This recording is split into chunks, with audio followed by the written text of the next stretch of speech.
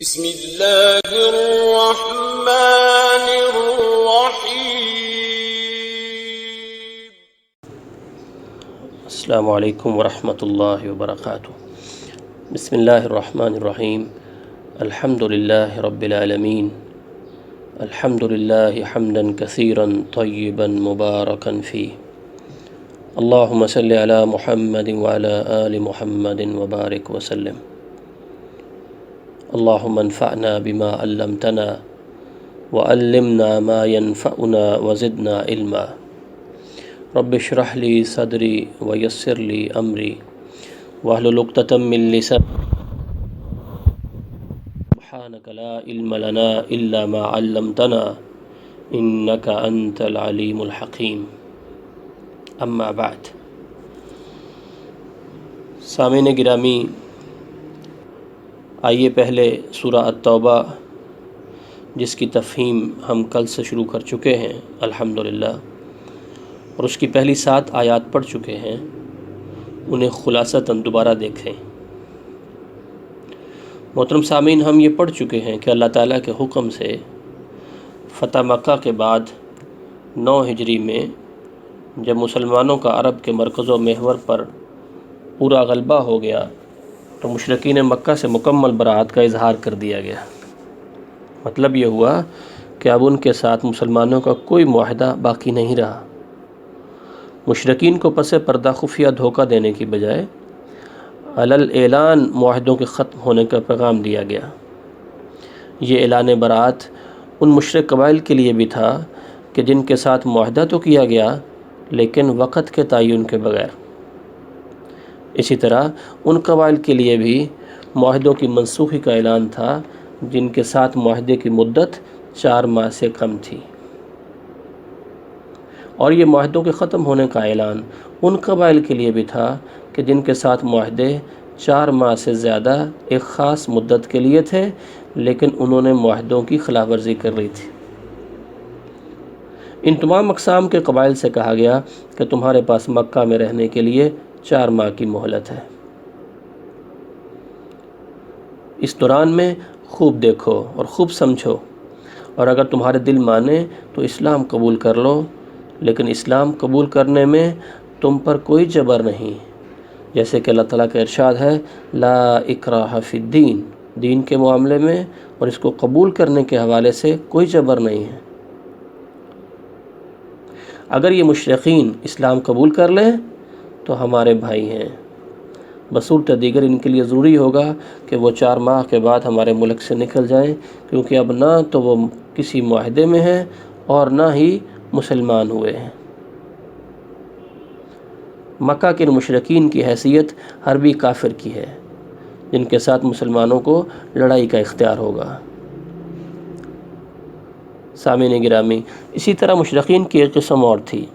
یہ ایسے قبائل تھے کہ جن کے ساتھ مسلمانوں کا معاہدہ 4 ماہ سے زیادہ مدت کا تھا، اور ان مشرکین نے معاہدہ کی خلاف ورزی بھی نہیں کی تھی، لہذا مسلمانوں کو حکم دیا گیا کہ وہ ان قبائل کے خلاف کوئی کارروائی نہیں کریں گے اور معاہدوں کی پاسداری کریں گے۔ محترم سامعین، ہم نے کل یہ بھی دیکھا تھا کہ وہ کافر جن کے ساتھ معاہدہ ختم کر دیا گیا اور اب ان کے ساتھ لڑائی ہو سکتی ہے، اگر وہ بھی پناہ مانگیں تو مسلمانوں کو چاہیے کہ ان کو پناہ دے دیں اور ان کی حفاظت کریں، اور اس ضمن میں کسی بھی مسلمان، چاہے وہ آزاد ہو یا غلام، حتیٰ کہ عورت کو بھی اختیار ہے کہ وہ کسی مشرک کو پناہ دے دے اور اس کی پناہ کو حکومتی سطح پر قبول کیا جائے گا۔ اس طرح آیت نمبر 7 میں مسلمانوں کو دوبارہ تاکید کی گئی کہ وہ ایسے قبائل کے خلاف اگر کوئی کارروائی نہ کریں۔ کون سے قبائل؟ وہ قبائل جو معاہدے میں ہیں اور انہوں نے معاہدوں کی خلاف ورزی نہیں کی۔ مسلمانوں کے لیے ضروری قرار دیا گیا کہ وہ ان معاہدوں کی پاسداری کریں۔ سامعین، غور کیجئے، اسلام کا نظام کس قدر عدل و انصاف اور احسان پر مبنی ہے۔ وہ جنگ کہ جس میں غلبہ پانے والوں کے لیے سب کچھ جائز ہوتا ہے، اور کہا جاتا ہے کہ جنگ میں سب جائز ہے اور جنگ میں کوئی قانون نہیں۔ اسلام اپنے ماننے والوں کو جنگ کے اصول اور مغلوب اقوام سے متعلق عدل و انصاف اور احسان و رعایت کے قوانین کی تعلیم دے رہا ہے، اور معاہدوں کی پاسداری کو تقوی اور متقین کو اللہ تعالیٰ کا محبوب بتا رہا ہے۔ محترم سامعین، ہمیں چاہیے کہ ہم دین اسلام کی درست تفہیم حاصل کریں اور اس عظیم دین کے محاسن کو اور اس کی خوبیوں کو اپنے اور اپنے احباب کے سامنے واضح کریں، اور تعلیمات اسلامیہ پر مکمل اطمینان اور دلی رضا حاصل کریں۔ اللہ تعالی ہمیں توفیق عطا فرمائے۔ انہو عزیز حکیم۔ سامعین گرامی، آئیے آج کے سبق ہم آغاز کرتے ہیں۔ آج کے سبق کی پہلی اور سورہ التوبہ کی آیت نمبر 8 دیکھیے۔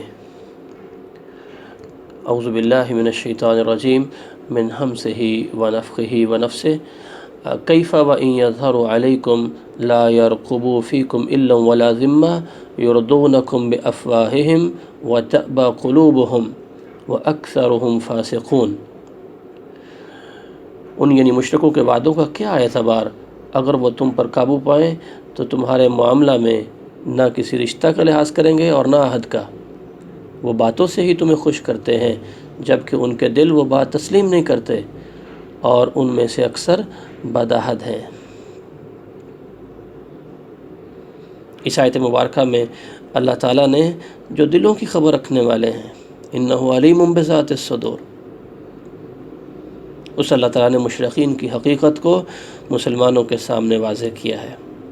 فرمایا کہ جب ان کفار کو مسلمانوں پر غلبہ حاصل ہو جاتا ہے تو ان کو قطعاً کسی رشتہ داری اور وعدہ کی پاسداری کا دھیان نہیں آتا۔ حقیقت یہ ہے کہ اب چونکہ ان کا مسلمانوں پر غلبہ نہیں رہا اور مسلمان فتح مکہ کے بعد ایک مقابلہ کی طاقت بن چکے ہیں، اس لیے وہ معاہدہ کرنے پر مجبور ہو گئے ہیں۔ اس وقت بھی زبانی دعوے کر کے تمہیں خوش رکھنا چاہتے ہیں، ورنہ ان کے دل اس عہد پر راضی نہیں ہیں۔ آیت نمبر 9 دیکھیے۔ اشتروا بآیات اللہ ثمنا قلیلا فصدوا عن سبیلہ انہم ساء ما کانوا یعملون۔ انہوں نے اللہ کی آیات کو تھوڑی سی قیمت پر بیچ دیا، پھر یعنی لوگوں کو اللہ کی راہ سے روک دیا۔ بہت برے ہیں وہ کام جو وہ کر رہے ہیں۔ اس آیت میں معاہدوں کی پاسداری نہ کرنے والی مشرک قوم کی مزید بری عادتوں کا ذکر ہے۔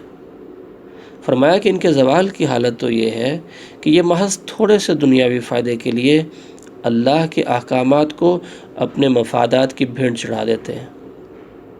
ان مشرکین کی حالت تو یہ ہے کہ خود تو اللہ کی راہ پر چلنا درقرار، یہ دوسروں کو بھی اس راہ خدا سے روکتے ہیں اور اس برے فعل سے باز نہیں آتے۔ ان مشرکین کے کام انتہائی برے ہیں۔ اگلی آیت میں فرمایا لا یرقبون فی مؤمن الا ولا ذمہ، یعنی وہ کسی مومن کے معاملہ میں نہ کسی قرابت کا لحاظ رکھتے ہیں اور نہ عہد کا۔ وَأُولَئِكَ هُمُ الْمُعْتَدُونَ، اور یہی لوگ حد سے بڑھے ہوئے ہیں۔ آیت نمبر 11 دیکھیے۔ فَإِن تَابُوا وَأَقَامُوا الصَّلَاةَ وَآتَوُا الزَّكَاةَ فَإِخْوَانُكُمْ فِي الدِّينِ وَنُفَصِّلُ الْآيَاتِ لِقَوْمٍ يَعْلَمُونَ۔ ہاں، اگر یہ توبہ کر لیں، نماز قائم کریں اور زکوٰۃ ادا کرنے لگیں تو وہ تمہارے دینی بھائی ہیں، اور ہم اپنے احکام ان لوگوں کے لیے تفصیل سے بیان کرتے ہیں جو علم رکھتے ہیں۔ سامعین گرامی، سابقہ آیات کے کئی مقامات پر ہم نے یہ دیکھا کہ اللہ تعالیٰ نے کفار کی کئی بد خصلتوں کا ذکر کیا، ان کی وعدہ شکنی اور اللہ کے احکامات کو پس پش ڈالنا اور لوگوں کو دین کے راستے سے روکنا اور دین کے خلاف شرارتوں میں حد سے بڑھ جانے کا ذکر کیا گیا ہے۔ اب اس آیت نمبر 11 میں اللہ نے مسلمانوں کو مخاطب کر کے فرمایا ہے کہ اگر یہ مشرک اب بھی توبہ کر لیں، یعنی سابقہ گناہ چھوڑ کر ایمان قبول کریں اور نماز قائم کریں اور زکوٰۃ دیں تو یہ تمہارے دینی بھائی ہیں۔ مطلب یہ ہوا کہ ان کے لیے اب بھی توبہ اور کامیابی کا راستہ کھلا ہے۔ اس طرح یہ اسلامی برادری کا فرد بن جائیں گے اور انہیں تمام تمدنی، معاشرتی، قانونی اور معاشی حقوق اسی طرح حاصل ہو جائیں گے جس طرح دوسرے مسلمانوں کو۔ اللہ اکبر، کیسا خوبصورت دین!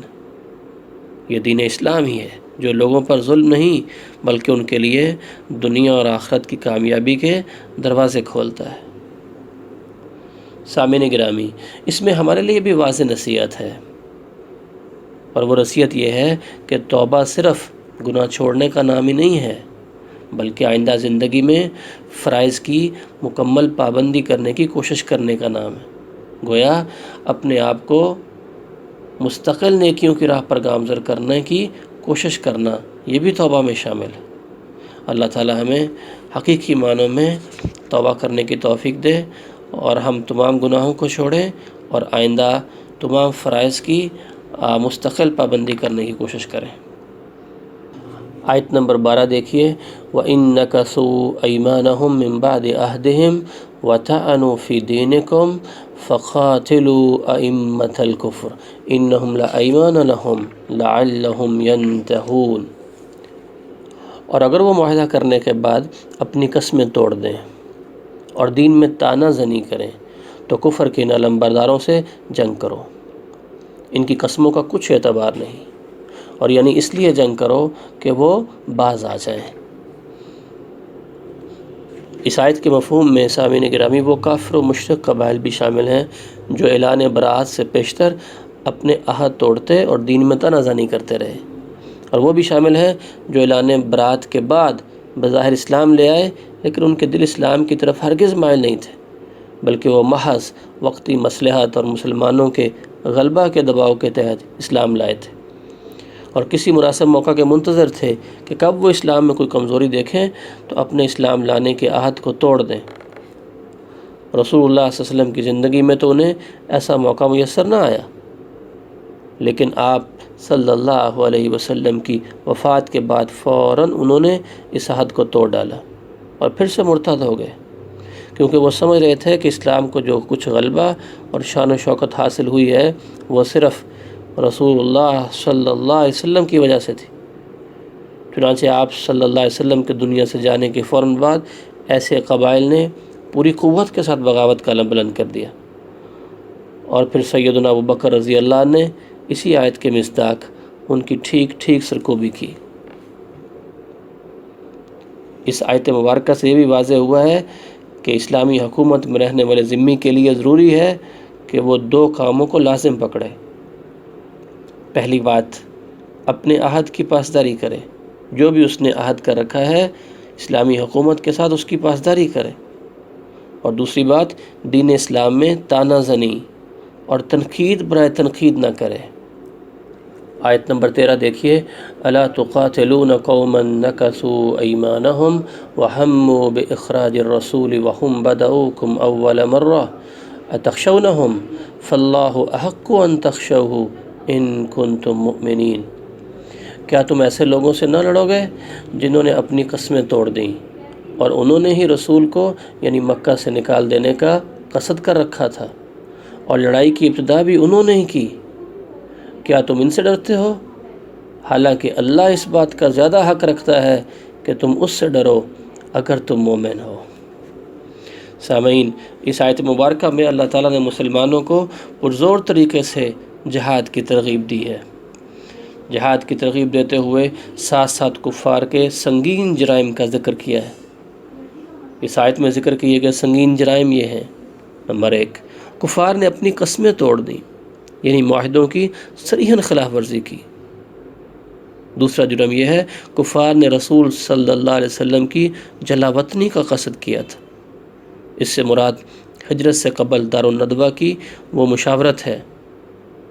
مکہ کے اندر ان کفار نے بیٹھ کے دارالندوہ، جو ان کے مجلس اور مشاورت کی جگہ تھی، وہاں پر انہوں نے مشورہ کیا، جس میں رؤسائے مکہ نے نبی صلی اللہ علیہ وسلم کو جلا وطن کرنے، قید کرنے یا قتل کرنے کی تجاویز پر غور کیا، اور بالآخر آپ صلی اللہ علیہ وسلم کو نعوذ باللہ شہید کرنے کے لیے عملی اقدامات بھی کیے اور آپ کے گھر کا گھراؤ کیا۔ وہ تو اللہ تعالیٰ نے اپنے نبی کی حفاظت فرمائی۔ اور مشرکین کا تیسرا جرم یہ ذکر کیا گیا ہے کہ انہوں نے ہی پہلے لڑائی کی ابتدا کی تھی۔ اس سے مراد ہجرت سے قبل دارالندوہ کی وہ مشاورت ہے۔ مکہ کے اندر ان کفار نے اپنی قسمیں توڑ دیں، یعنی معاہدوں کی صریحاً خلاف ورزی کی۔ دوسرا جرم یہ ہے، کفار نے اپنی قسمیں توڑ دیں، اور انہوں نے ہی پہلے لڑائی کی ابتدا کی تھی۔ ان جرائم کا ذکر بطور دلیل کر کے اللہ تعالیٰ مسلمانوں سے کہہ رہے ہیں کہ کیا تم ایسے لوگوں سے نہ لڑو گے جنہوں نے اپنی قسمیں توڑ دیں اور انہوں نے رسول کو مکہ سے نکال دینے کا قصد کیا اور لڑائی کی ابتدا بھی انہوں نے کی۔ پھر فرمایا کہ مسلمانوں تم ان کافروں سے ڈرتے ہو جبکہ اللہ تعالیٰ اس بات کا زیادہ حق رکھتا ہے کہ تم اس سے ڈرو اگر تم مومن ہو۔ یعنی ایمان کا تقاضا تو یہ ہے کہ تمہیں صرف اللہ تعالیٰ سے ڈرنا چاہیے۔ سامعین گرامی، یہاں جو اعلان براعت کے بعد مسلمانوں کو جہاد کی پرزور ترغیب دی گئی اور انہیں صرف اللہ سے ڈرنے کا حکم دیا گیا، اس کی کئی وجوہات ہیں جن میں سے چند ایک آپ کے سامنے بیان کی جاتی ہیں۔ ایک وجہ یہ بھی ہے کہ اعلان براعت کے وقت بھی مشرقین کی تعداد جزیرۃ العرب میں مسلمانوں سے زیادہ تھی، اس لیے انہیں یہ خیال آ سکتا تھا کہ ایسی ذلت گوارہ کرنے کی بجائے سب مل کر اسلام کا ہی نام و نشان مٹا دیں، اور عرب جیسی جنگجو اور دلیر قوم سے ایسا خطرہ کچھ بعید از عقل بھی نہ تھا، کیونکہ ایک تو ان کے تمام معاہدات کا لازم قرار دیے جا رہے تھے اور دوسرے جلا وطنی کی دھمکی یا جنگ پر تیار ہو جانے کا چیلنج دیا گیا تھا۔ تیسرے یہ کہ کعبہ سے ان مشرقین مکہ کا کنٹرول ختم کر دیا گیا تھا۔ ایک اور وجہ یہ تھی کہ کعبہ میں ان کا داخلہ ممنوع قرار دے دیا گیا، اور مکہ ہی وہ تجارتی مرکز تھا جس پر بالخصوص مقامی مشرکوں اور آس پاس کے رہنے والے مشرک قبائل کی معیشت کا زیادہ تر انحصار تھا۔ پانچویں وجہ یہ ہے کہ جو لوگ نئے نئے مسلمان ہو رہے تھے ان کے اکثر اقربا ابھی تک بھی مشرک تھے اور ان سے تعلقات برقرار رکھنے کی کوئی صورت نظر نہیں آ رہی تھی، لہٰذا ان وجوہ کی بنیاد پر یہ عین ممکن تھا کہ سارے مشرک متحد ہو کر مسلمانوں سے ایک عظیم جنگ کے لیے اٹھ کھڑے ہوتے، یا کم از کم عرب بھر میں وسیع پیمانہ پر مسلمانوں سے خانہ جنگی شروع ہو جاتی۔ لہذا ضروری تھا کہ ایسے موقع پر مسلمانوں کو جہاد کی پرزور تلقین کی جاتی اور ان کے ذہن سے ان خطرات کو دور کیا جاتا جو اس پالیسی پر عمل درآمد کرنے کی صورت میں انہیں نظر آ رہے تھے، اور انہیں ہدایت کی جاتی کہ انہیں اللہ کی مرضی پوری کرنے میں کسی بات سے بھی خائف نہیں ہونا چاہیے۔ آیت نمبر 14 دیکھیے، قاتلوہم یعذبہم اللہ بایدیکم ویخزہم وینصرکم علیہم ویشفی صدور قوم مؤمنین۔ تم ان سے جنگ کرو، اللہ انہیں تمہارے ہاتھوں سزا دے گا اور انہیں رسوا کرے گا، تمہیں ان پر مدد دے گا اور مسلمانوں کے سینوں یعنی ان سے جلن مٹا کر ان کو ٹھنڈا کر دے گا۔ اور اگلی آیت دیکھیے، وَيُذْهِبْ غَيْظَ قُلُوبِهِمْ وَيَتُوبُ اللَّهُ عَلَى مَن يَشَاءُ وَاللَّهُ عَلِيمٌ حَكِيمٌ۔ اور ان کے دلوں کا غصہ دور کر دے گا اور اللہ جسے چاہے گا توبہ کی توفیق بھی دے دے گا، اللہ سب کچھ جاننے والا حکمت والا ہے۔ محترم سامعین، ان دو آیات یعنی آیت نمبر 14 اور 15 میں اللہ تعالیٰ نے جہاد کے متعلق 5 وعدے فرمائے، یعنی جہاد کے فوائد سے تعلق رکھنے والی 5 خوشخبریاں سنائیں جو سب کی سب پوری ہوئیں۔ پہلی یہ کہ تمہارے دشمنوں پر کوئی عرضی یا سماوی عذاب نہیں آئے گا، بلکہ انہیں یہ عذاب تمہارے ہاتھوں سے دلوایا جائے گا، اور اس کی ابتدا غزوہ بدر سے ہی شروع ہو گئی تھی۔ دوسری یہ کہ مشرکوں کو رسوا کرے گا۔ تیسری یہ کہ تمہیں ان پر مدد دے گا، اور اس مدد کا آغاز بھی غزوہ بدر سے شروع ہو گیا تھا۔ پھر اللہ کی یہ مدد ہر دم مسلمانوں کے شامل حال رہی۔ چوتھی یہ کہ مسلمانوں کے دل مشرکوں کے ظلم و ستم سہ سہ کر بہت غیظ و غضب سے بھر گئے تھے، اور ابتداءً انہیں ہاتھ تک اٹھانے کی بھی اجازت نہیں تھی۔ تو ان مسلمانوں کے دل یعنی اب جہاد کے بعد ان مسلمانوں کے دل ان کی طرف سے ٹھنڈے ہو گئے کہ دلوں کے اندر موجود جاگزی رنجشیں اور غصے سب ختم ہو گئے۔ اور 5ویں یہ کہ انہیں مغرور کافروں میں سے اللہ جس سے چاہے گا توبہ کی توفیق دے کر تمہارا بھائی اور تمہارا غم گسار بنا دے گا، یعنی یہ کفار ان میں سے جس کی قسمت میں لکھا ہوگا اور جس کے دل کے اندر یہ چیز اور صلاحیت موجود ہوگی اللہ تعالیٰ اس سے ہدایت دے دے گا۔ اور مسلمانوں، اب تو یہ تمہارے دشمن ہیں لیکن یہ تمہارے اپنے ہی بھائی اور غمگسار بن جائیں گے، اور اس بات کی کئی مثالیں تاریخ کے اندر موجود ہیں۔ آیت نمبر 16 دیکھیے، ام حسبتم ان تترکوا ولما یعلم اللہ الذین جاہدوا منکم ولم يتخذوا من دون اللہ ولا رسولہ ولا المؤمنین ولیجہ واللہ خبیر بما تعملون۔ کیا تم نے یہ سمجھ رکھا ہے کہ تمہیں یوں ہی چھوڑ دیا جائے گا، جبکہ اللہ نے ابھی تک یہ معلوم ہی نہیں کیا کہ تم میں سے کن لوگوں نے جہاد کیا، اور اللہ اس کے رسول اور مومنوں کے سوا کسی کو اپنا دلی دوست نہیں بنایا، اور جو کچھ تم کرتے ہو اللہ اس سے خوب واقف ہے۔ یہ اللہ مسلمانوں کو خطاب کر رہے ہیں۔ مطلب یہ ہوا کہ اللہ تعالیٰ مسلمانوں کا ان کے اسلام قبول کرنے کے بعد امتحان لے گا اور آزمائش کرے گا۔ اس آیت میں دو طرح کی آزمائشوں کا ذکر ہے۔ نمبر 1، کیا مسلمان جہاد کرتے ہیں یا نہیں، اور نمبر 2، مسلمانوں نے اللہ، رسول اور مومنین کے علاوہ کسی اور کو تو دلی دوست نہیں بنا رکھا۔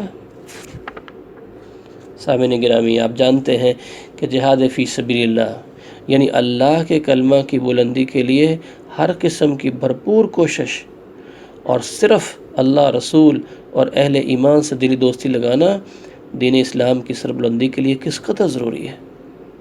اسی لیے اللہ تعالیٰ نے ان دو چیزوں کو اسلام کے قبول کرنے کے بعد چیک بھی کرنا ہے۔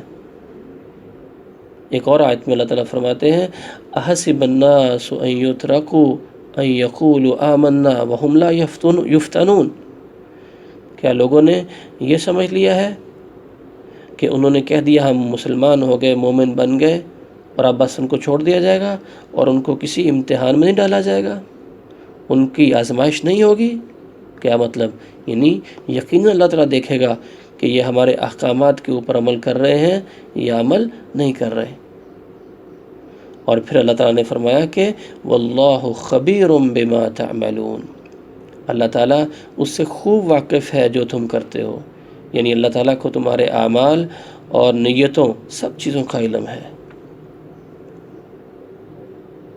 سامعین غور فرمائیے کہ مسلمان یہ سمجھ رہے تھے کہ اس اعلان برات کے بعد نامعلوم انہیں کیسے تلخ حالات سے دوچار ہونا پڑے گا، اور ان کے یہ اندیشے بے جا بھی نہ تھے۔ ان حالات میں اللہ تعالیٰ نے انہیں دو باتوں کی تلقین فرمائی۔ ایک یہ کہ جہاد کے لیے پوری طرح مستعد رہیں، دوسرے لوگوں سے ڈرنے کی بجائے صرف اللہ سے ڈریں اور اسی پر بھروسہ کریں۔ مزید یہ کہ اللہ تمہارے جہاد اور دوستی کے معاملات کو دیکھے گا۔ سامعین، ان تمام اقدامات اور صحابہ کی اطاعت و فرما برداری کا نتیجہ دیکھیے کہ اللہ نے مشرکوں کے دلوں میں رعب ڈال دیا، اور بجائے اس کے کہ انہیں مقابلہ کی سوچتی، وہ وفود کی شکل میں مدینہ آئے اور اسلام قبول کرنے لگے، اور ایسے وفود کی 70 کے قریب تعداد ہے، جیسا کہ سورہ نصر میں اللہ تعالیٰ نے فرمایا، بسم اللہ الرحمن الرحیم، اذا جاء نصر اللہ والفتح ورأیت الناس يدخلون فی دین اللہ افواجا۔ چنانچہ جو قبائل بھی اسلام لائے، آپ صلی اللہ علیہ وسلم اس علاقے کا انتظام انہی کے ہی سپرد فرما دیتے تھے۔ سامعین گرامی، آج کا سبق جو کہ مختصر رہا، اس کو یہی مکمل کرتے ہیں۔ اللہ تعالیٰ اسی میں برکت پیدا فرمائے اور ہمیں مزید علم نافع اور عمل صالح عطا فرمائے۔ اللہم اغفر لنا وللمؤمنین والمؤمنات والمسلمین والمسلمات والف بین قلوبہم واصلح ذات بینہم۔ اللہم الف بین قلوبنا واصلح ذات بیننا وانصرنا علی عدوک وعدونا برحمتک یا ارحم الراحمین۔ ربنا اغفر لنا ولاخواننا الذین سبقونا بالایمان۔ ربنا اغفر لنا ولاخواننا الذین سبقونا بالایمان ولا تجعل في قلوبنا غلا للذین آمنوا ربنا انک رؤوف رحیم۔ ربنا انک رؤوف رحیم۔ رب اوزعنی ان اشکر نعمتک التی انعمت علی وعلی والدی وأن أعمل صالحا ترضاه وأصلح لي في ذريتي إني تبت إليك وإني من المسلمين. ربنا هب لنا من أزواجنا وذرياتنا قرة أعين واجعلنا للمتقين إماما. اللهم احفظنا من كل بلاء الدنيا والآخرة. اللهم إنا نعوذ بك من الفتن ما ظهر منها وما بطن. ربنا ظلمنا أنفسنا وإن لم تغفر لنا وترحمنا لنكونن من الخاسرين. اللهم إنك عفو تحب العفو فاعف عنا. رب اغفر وارحم وأنت خير الراحمين. اللهم ارحم حالنا ولا تنظر إلى سوء أعمالنا. اللهم لا تقتلنا بغضبك ولا تهلكنا بعذابك وعافنا قبل ذلك. اللهم إنا نعوذ بك من البلاء والوباء. اللهم لا تحرمنا من الحج والعمرة والطواف والسعي وزيارة المسجد النبوي برحمتك يا أرحم الراحمين. اللهم من أحييته منا فأحيه على الإسلام ومن توفيته منا فتوفه على الإيمان. يا مقلب القلوب ثبت قلوبنا على دينك. اللهم لا سهل إلا ما جعلته سهلا وأنت تجعل الحزن إذا شئت سهلا.